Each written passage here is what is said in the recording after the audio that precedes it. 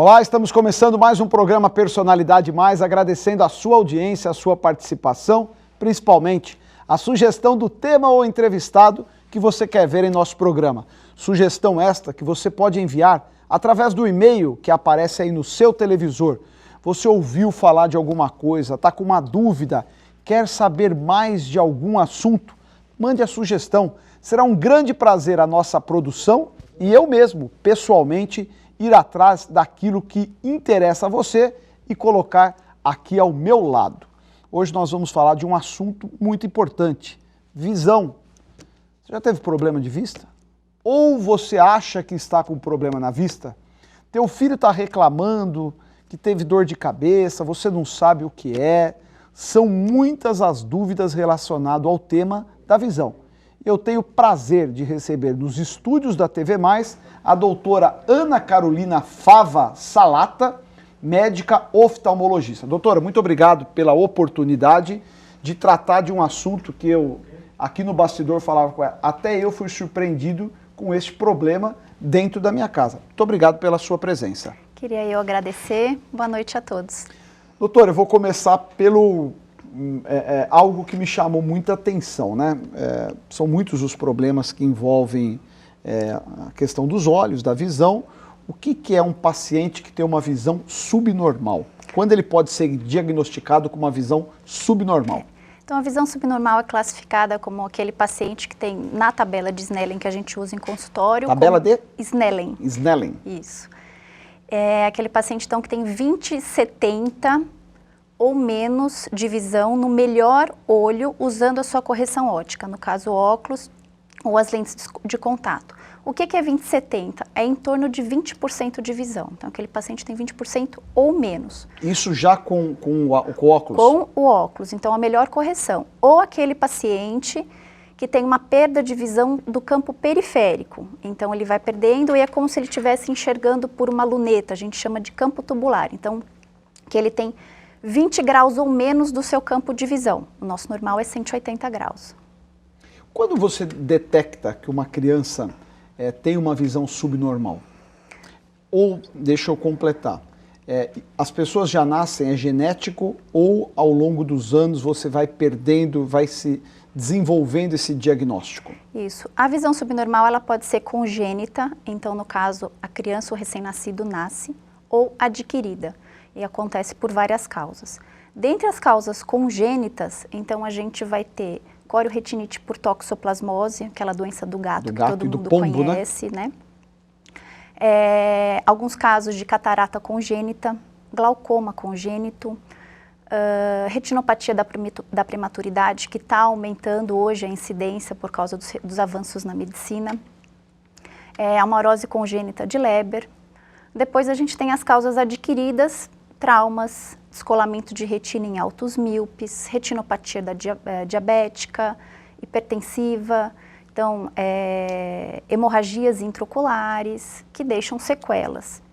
A maior parte dos casos, deste caso da visão subnormal, é adquirida ou é de forma hereditária? Adquirida. Adquirida. A causa mais comum, mas assim, nós temos um grande número de deficientes visuais no mundo. Estima-se que 285 milhões da população de pessoas têm deficiência visual. Só que 60% das causas são evitáveis, que são a catarata e os erros de refração, que é a necessidade do uso de óculos. Então, tem casos que são evitáveis. Aí depois disso a gente vai ter, então, retinopatia diabética, glaucoma, os traumas, cicatrizes e tudo mais. Tirar uma dúvida até, verdade ou mito? Um dia eu estava numa sessão e às vezes você coça os olhos. E coçar o olho é um negócio gostoso, né? Mas eu estava... gostoso, pegar o olho, coçar... Tem um ditado quando que diz que sono. Coçar basta começar, tá certo? E aí eu tinha um deputado ao meu lado, ele falou, não faça isso, você não sabe o risco que você está correndo. A forma que você está coçando o olho pode fazer um deslocamento dos cristais, é isso? Não, retina. É da retina. O cara me deu um susto, eu falei, pô, eu tô aqui num negócio tão prazeroso. Ele falou, não, é muito perigoso. É verdade isso? Não, na verdade a pessoa tem que estar propensa a ter um descolamento de retina, ter alguma lesão na retina para isso acontecer. Então assim, os altos míopes, Quando eu digo alto, assim, geralmente é de 6 para cima, mas principalmente quem tem 10 ou mais. A retina deles é muito fina, tem algumas degenerações e eles podem descolar espontaneamente. Tá. Não necessariamente coçando ou quando cai no chão, coisa assim. Então tem esse mito que se fala que só coçar o olho descola. Pois é, eu tomei um susto, eu falei, pô, tava... É exatamente nesse movimento. Não, é um perigo, você pode ficar cego. Eu falei, pô, não é possível que... Então tem um pouco de mito nisso, né? O cuidado é sempre importante, a mão não está contaminada, mãos limpas, e o olho não é para ficar coçando. Mas eu falei, pô, vai tirar o prazer, dar uma coçadinha no olho, é tão gostoso. Segunda questão, que aí é uma particularidade, as crianças você não tem um diagnóstico, a gente vai ficando mais velho, percebe que a visão vai ficando mais difícil, você não consegue mais ver de longe, ou tem dificuldade de ver de perto. O adulto, ele faz esta autoavaliação e procura um oftalmologista, um médico especializado no assunto. Como proceder com as crianças? Por que eu pergunto isso para a senhora? Eu falo que eu tive a situação em casa, a gente aprende. Meu filho começou a reclamar que sentia dor de cabeça. Aí a nossa assistente falou assim, leve esse menino no oculista que ele pode estar com um problema. Foi dito e feito. E agora há um ano tem baixado o nome do problema que ele estava, que dava dor de cabeça. Né? Eu não vou saber o nome da doença não, da causa.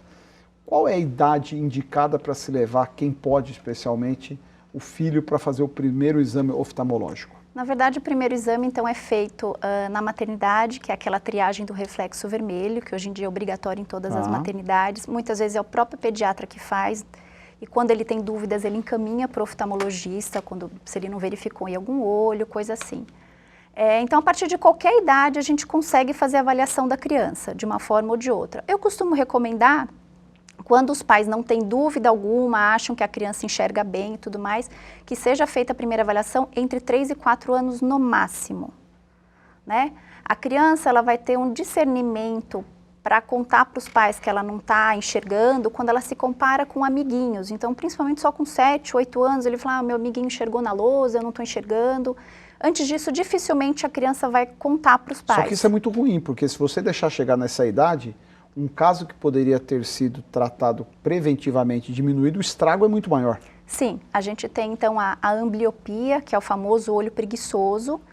Então, o que acontece na ambliopia, principalmente por altos graus, a gente chama de anisometropia. Um olho é bom, o outro olho não enxerga bem. É comum isso, você ter os olhos com mais comum do que a gente pensa. Mesmo? E às vezes até com graus parecidos, mas como não foi bem estimulado, a visão fica diferente. Eu pergunto porque eu só me lembro disso aí, quando a gente vai fazer o exame do autoescola, ele faz a visão de formas separadas. Então é muito comum você ter problema num olho e não ter no outro. Sim. E diferentes graus. É mais comum o grau entre o olho e o outro ser diferente do que ser igual. E neste caso das crianças, qual é o impacto? Eu insisto nesse tema. O diagnóstico feito precocemente, você reduz, é muito alto o índice que você reduz ou não permite a expansão no caso da miopia? Não, a miopia, então vamos lá, a gente tem vários tipos de grau no olho. O que foi isso que aconteceu com o meu filho? Provavelmente a hipermetropia, porque você comentou que o grau diminuiu. Diminuiu, exatamente. Então, hipermetropia e miopia tem a ver com o tamanho do olho. Então, a criança tem um olho pequeno, geralmente todas as crianças são hipermétropes. Tá. A gente aceita até 2, 3 graus em crianças pequenas, muitas vezes se não tem queixa a gente não prescreve o óculos, desde que elas não sejam estrábicas. O estrabismo é um pouquinho diferente. Então, a miopia já é um olho maior do que o normal. E, infelizmente, conforme a criança vai crescendo, o olho vai crescendo também e com isso a miopia tende a aumentar. Ela costuma aparecer principalmente depois dos 7, 8 anos de idade. Dificilmente uma criança pequena é míope. Acontece, mas é menos. É mais comum a hipermetropia. E quando a gente tem, então, essa ambliopia, esse olho preguiçoso, a gente precisa intervir, além de passar a correção óptica, no caso o óculos, precisa usar o tampão, para estimular o olho que não está enxergando bem. E na maioria das vezes, quanto mais novo a gente faz a intervenção, melhor vai ser a evolução dessa criança e ela vai, muitas vezes, chegar a ter visão de 100% nos 2 olhos. E essa como que chama? Hipermetropia. Hipermetropia. Esses nomes é muito difícil, por isso que eu não fiz medicina. É curável? Você tem 100% de êxito? Não. a hipermetropia ela pode existir, ela pode diminuir, a pessoa vai usar um óculos menor, pode desaparecer com o crescimento, mas ela pode ficar também. Tem gente que vai ser hipermetropia a vida toda. E a miopia, ela começa a dar sinais a partir de que idade? Na verdade, a criança pequena ela não refere, o míope enxerga embaçado.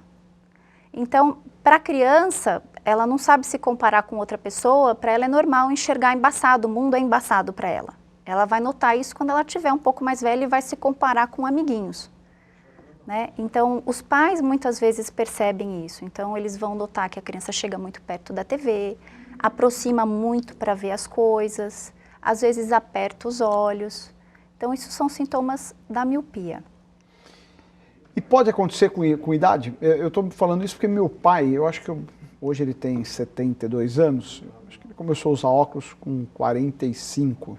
Possivelmente ele conviveu um bom período sem saber que precisava ou não, realmente? Não, pode aparecer com a idade também. Pode aparecer com a idade. Pode aparecer com a idade também. A gente tem mudança da refringência do cristalino, que é a nossa lente que tem dentro do olho, e isso pode mudar o grau da pessoa e fazer aparecer a miopia. Na mesma linha, vários casos da medicina, a prevenção evita doenças. Né? Fala com o cardiologista, passa uma receita, não coma isso, caminhe. Você nunca vai ter problema ou vai postergar. Você vai falar com um endocrinologista, o médico, um gastro, tem uma série... No caso da oftalmologia, o que pode ser feito para prevenir eventuais problemas? É possível a prevenção? Sim, é possível. A gente tem várias áreas, então assim, tem vários problemas no olho, tem várias doenças que se manifestam no olho, tem algumas coisas que a gente não consegue intervir. Mas assim, quanto ao grau, o grau não tem muito como a gente prevenir se a pessoa vai ter grau ou não. O importante é fazer os exames e, se precisar, usar a correção adequada, né? Fazer a prevenção, então no caso de um alto míope, que tem um risco maior de ter um descolamento de retina, acompanhar com o especialista em retina. Se a retina estiver muito frágil, vai ser proposto um tratamento geralmente com laser para fortalecer aquela área que pode descolar. Evitar a exposição excessiva ao sol, sempre usar um óculos escuros com uma boa proteção. É isso que eu ia perguntar, isso é verdade? É verdade. A exposição ao sol pode levar a qual doença? Bom, a catarata, a incidência de pterígio, que é aquela pelinha que cresce aqui, muita gente chama de carne esponjosa, tem gente que chama de catarata erradamente, e a degeneração macular relacionada à idade. Então, ela também está relacionada com a exposição solar. O excesso de exposição a baixas temperaturas também? Não até onde eu saiba. Não tem... Me perguntaram isso um dia. Eu estava numa estação de esqui. Ela falou, cuidado, esse não põe proteção. Na verdade, não é a baixa temperatura, é a luz que reflete da neve. O albedo, né?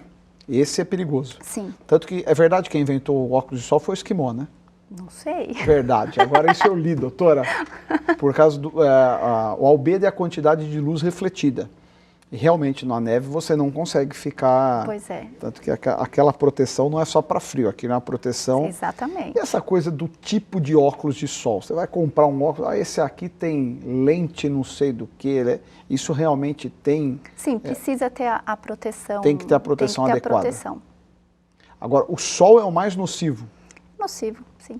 A água, ficar muito tempo na piscina? Não. Sem risco? Não, sem risco. Perguntando que... Não, o risco de ficar muito tempo na água é se a pessoa fica lá abrindo o olho embaixo da água, a água é suja, então ela pode pegar uma conjuntivite. Por que eu estou perguntando? Às vezes você está na piscina, você está nadando em piscina, coisa e tal, você abre, começa a arder, tá? Provavelmente o cloro. Isso é nocivo?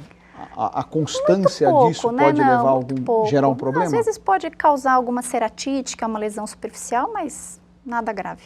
Nada aqui. Doutora, eu vou te pedir licença, nós vamos para um rápido intervalo comercial. Eu falei que o programa era importante, era interessante, mas você vai continuar com a gente neste programa que recebe, dia de hoje, a doutora Ana Carolina Fava Salata, médica oftalmologista. Continue com a gente aqui no Personalidade Mais.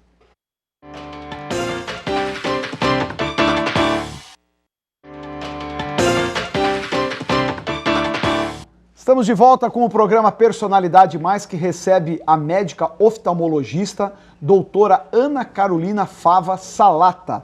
Doutora, primeiro bloco a senhora deu uma verdadeira aula daqui, tirou várias dúvidas. A sobre assuntos que são considerados muito importantes.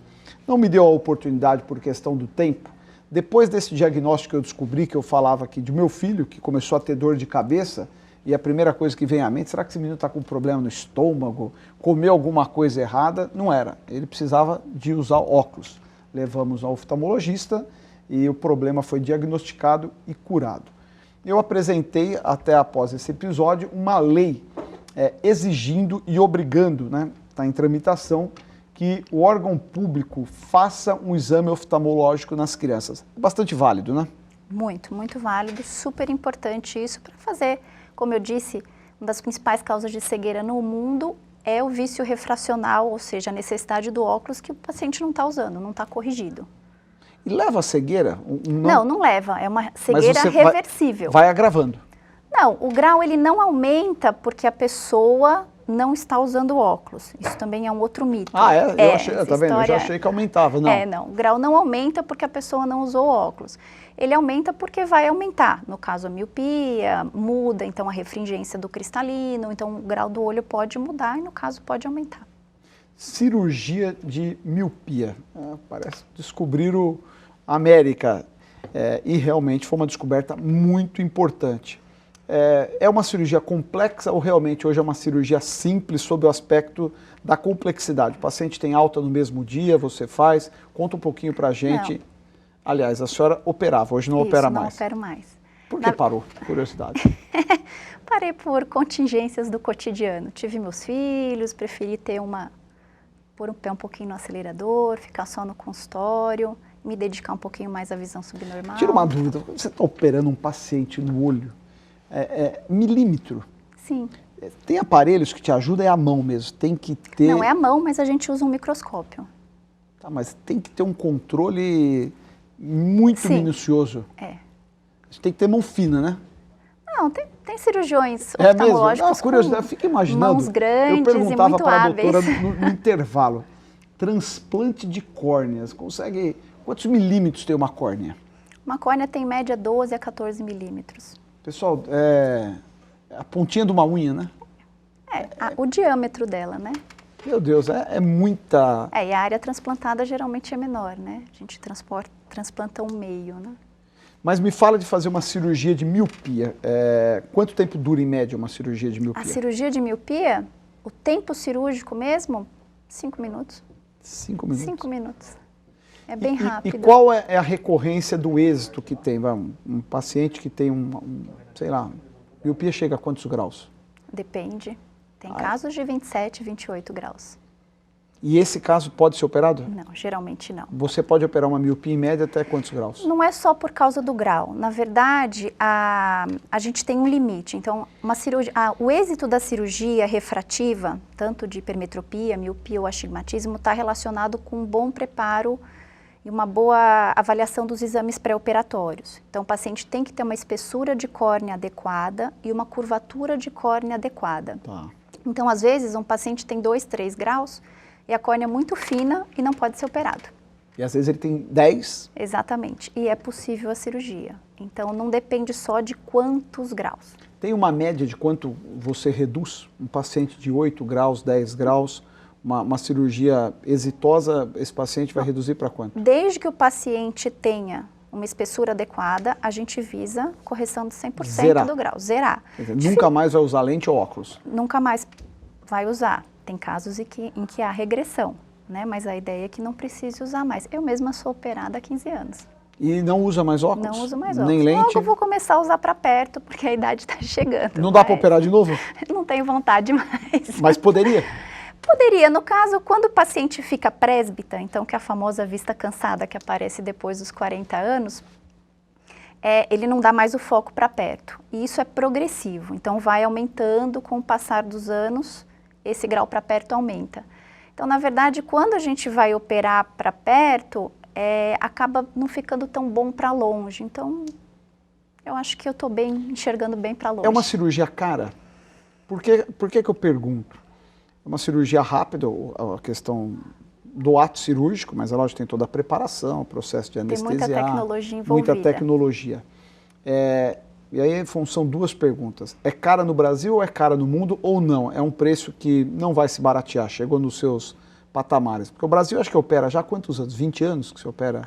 Olha, a cirurgia a laser ficou bem difundida no Brasil na década de 90, né? Então a partir de 92, tá caminhando 93. Para 20 anos, é isso. Antes disso, usavam muito a cirurgia com bisturi, que não se usa mais. Mas o laser já existe há esse tempo todo. Agora vem inovando, então, confecção de flap já com laser também. Antes a gente usava um microcerátomo. Então, tem tido inovações. Quanto a preço, é muita tecnologia envolvida. Então, realmente, não é uma cirurgia tão barata, mas eu também não acho que é uma cirurgia tão cara. A pergunta é assim, se fosse extremamente popular, não sei se nem o melhor termo, popular, as pessoas, eu imagino que na sua grande maioria não usariam lentes ou óculos porque teria o conforto, porque eu não uso lente nem óculos, mas não é uma coisa confortável. Quem usa lente reclama, quem usa óculos também, apesar de acostumar. A senhora acha que com os anos isso pode se tornar uma cirurgia mais comum? Eu acho que é uma cirurgia bastante comum já hoje em dia. Eu acho que tem muitas pessoas que não querem... Mas não é feita no SUS, por exemplo? Não, não é feita no SUS. Eu acho que justamente pela compra, qual o problema? O laser que se usa para cirurgia, o equipamento é muito caro, né? Eu acho que isso dificulta um pouco o acesso à população geral e o SUS. Qual cirurgia o SUS garante na questão oftalmológica? Catarata, tem cirurgias de retina, cirurgias de glaucoma... Então, cirurgias em criança, estrabismo, tudo isso o SUS garante. Mas deveria, né? A senhora acha que com o tempo pode avançar para... Poderia. Ia ser... Pode avançar? Pode, é uma ideia. Apesar que incluir no SUS parece que é a solução, né? Tem um monte de coisa que está no SUS e você não acha nem o hospital, nem o médico, mas são processos que podem avançar. Podem avançar. Lente para mudar a cor dos olhos. Tem perigo, tem problema, mito ou verdade? Externa, como se fosse uma lente de contato, não há problema nenhum. Os riscos dela são os mesmos de uma lente de contato comum.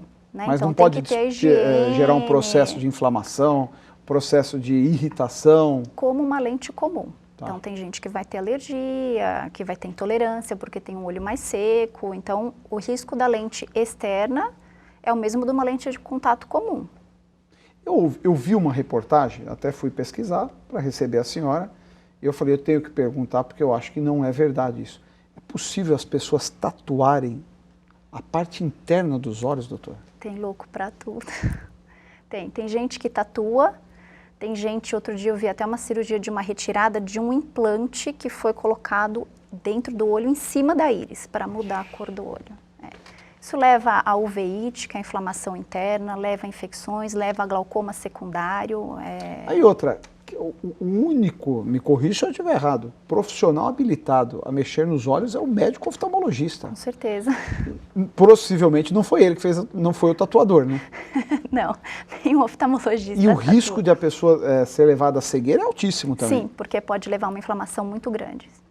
Mas que coragem, então é verdade, tem pessoas que realmente tatuam os olhos. Eu pergunto, porque eu vi reportagem, se eu já tivesse visto, eu falar, doutor, eu vi. O pessoal tatua dentro do olho. É afrontar o risco à saúde, não? Sim. Criança, vamos voltar para o assunto. Quantas horas uma criança pode ficar com computador, com o iPad? Tem referências? Tem recomendações? Tem recomendações. Na verdade, eu costumo recomendar para os meus pacientes... Vou mandar meus filhos assistir esse programa. Vou exigir no dia que for ao ar. Que para cada meia hora que a criança passe em frente ao computador, ela descanse de 5 a 10 minutos. Então, assim, não é um problema usar um tempo mais longo, principalmente os adolescentes que ficam ali, né, no WhatsApp, no Facebook, mas não passar um tempo muito longo de uma só vez. Essa coisa de ver TV mais distante, não tão próximo, é verdade? Muda alguma coisa ou não? Não, isso é lenda. Isso é lenda? Isso é lenda. Você está meio metro do televisor ou 3 metros, o impacto é o mesmo? O impacto é o mesmo. E não tem limite? Se meu filho quer assistir, não é o que eu recomendo, mas 5 horas no videogame, tem algum problema? Não, problema visual não. O que acontece? Quando a gente está prestando muita atenção em alguma coisa, a gente pisca menos. Então os olhos ficam mais vermelhos, tem a questão da postura, que pode ter um pouco de dor. mas problema visual em si, não. Leitura. Isso serve para criança, serve para adulto. Tem alguma restrição? O sujeito não, e é notório. Eu conheço um amigo, um médico, por sinal, ele passa 6, 7 horas lendo um livro. Ele lê um livro de uma vez só. Eu falo, pô, você é um devorador de livro, como é que pode? Tem risco, cansa a vista, é um monte de mito que a gente ouve. Você vai ter problema, você vai acabar tendo miopia, você vai ficar doente. Mito. Não, também é mito. O que eu falei, o que pode acontecer é a pessoa que ela refere como cansaço visual, então fica às vezes com o olho vermelho, o olho ressecado, então fica com aquela sensação de areia, mas estragar, não. Não tem, pode ler à vontade. Ler, não gasta. Não gasta. Não gasta. Pô, e essa coisa de que televisão, a minha mãe não fica muito perto do televisor, que faz mal, é o claro muito forte, tudo besteira. Não há problema. Inclusive quem tem baixa visão, a gente até orienta que chegue mais perto para conseguir ver a televisão normalmente. Qual a frequência boa de se passar num oftalmologista? No mínimo uma vez por ano. Ah, é? Nossa, como todo o nosso check-up, deve ser uma vez por ano. Eu já vou ter que marcar uma consulta. Eu só testo meu olho quando eu vou renovar a carta de motorista, para você ter ideia. É a coisa mais comum. É mesmo. Eu nunca fui no oftalmologista. Tá na hora. Uma vez ao ano, não é só fazer exame de sangue, ver o diabetes, tem que ir no oftalmologista também. Porque neste intervalo pode surgir um problema que você não diagnosticou. Sim, principalmente as doenças, o glaucoma é uma doença que geralmente não dá sintoma e o paciente pode ir perdendo a visão e ele não diagnosticou. É uma coisa que poderia ser feito um diagnóstico precoce e evitar. E tem o porquê de você desenvolver o glaucoma, cataratas? É genético? O que a medicina explica em relação a isso? A catarata vem com a idade. Tá. Né? Natural, todos vão ter algum grau de catarata depois de certa idade. Alguns vão ter com 60, outros com 70, mas ela naturalmente vai aparecer. O glaucoma, ele tem características genéticas, né? Então quem tem antecedente familiar para glaucoma é super importante fazer a avaliação anual. O glaucoma que aumenta a pressão? Isso, o mais comum é a pressão alta, mas existe glaucoma de pressão normal, a pressão do olho não sobe. Não tem correlação, problemas que têm problema de pressão cardíaca não tem correlação com os olhos. Hoje em dia já está sendo estudado que uma baixa pressão arterial diastólica, então aquela pressão que geralmente é mais baixa quando a gente mede a pressão, ela tem relação com a irrigação do nervo óptico e isso pode fazer o glaucoma avançar em quem tem um glaucoma. Quem tem a predisposição em desenvolver, se ele tiver uma pressão arterial diastólica, pode desenvolver mais rápido. Tem remédios para prevenir? Fala assim, ó, você vai no meu consultório, eu vou pedir para você todos os dias pingar um colírio que ele ajuda a prevenir algumas doenças. Isso vai evitar que você tenha miopia, que você desenvolva... Não existe isso? Não existe. Quer dizer, a medicina oftalmológica, ela é para remediar, ela não tem uma medicina para prevenir. Não, a prevenção é ir ao consultório e fazer essa consulta. Para não deixar, o caso, exatamente. diagnosticar ele já num quadro de agravamento, enfim, de problemas maiores. Criança tem uma recorrência maior? Uma recorrência... De incidência no problema de visão? É mais miopia, é mais o a hipermetropia é o mais comum em crianças pequenas. Né? Em adultos não é comum você diagnosticar? Não, tem também, né? Mas a hipermetropia é mais comum em crianças porque o olho delas é menor. Mas também tem crianças pequenas míopes. É importante em crianças, praia, piscina, ter óculos de sol? Eu Seria pergunto o porque ideal. é mais difícil você... É mais difícil colocar óculos na criança. Põe o dia que ele quer tirar foto só, mas não usa... Exatamente, mas também tem que ser um óculos adequado e não aquele óculos rosa da Barbie, coisa assim. Aquele que vem da praia que não serve para absolutamente nada. Exatamente. Uma pergunta boné, pessoal, né? Boné previne também. Tem pessoas, no meu caso, eu tenho mais dificuldade de estar à exposição, eu não consigo, eu estou no sol, não é o sol, o excesso de luminosidade, eu não consigo manter os olhos abertos, tanto que preferencialmente põe o óculos, mas nem sempre a gente pode estar de óculos, tá certo? Dependendo de onde você está, um evento político você está. Isso é comum? É uma doença? Tem algo a ser feito? Não é uma doença, então isso a gente chama de fotofobia, tem muitos pacientes que têm, principalmente os pacientes que têm olhos mais claros, Porém, tem algumas doenças que causam muita fotofobia. Então, tem algumas doenças retinianas que podem causar uma catarata, um tipo de catarata pode causar uma fotofobia. Então, quando tem uma pessoa que tem muita fotofobia, por exemplo, uma criança, ela pisca muito um olho só quando sai no sol, levar ao oftalmologista. Sinalzinho de alerta.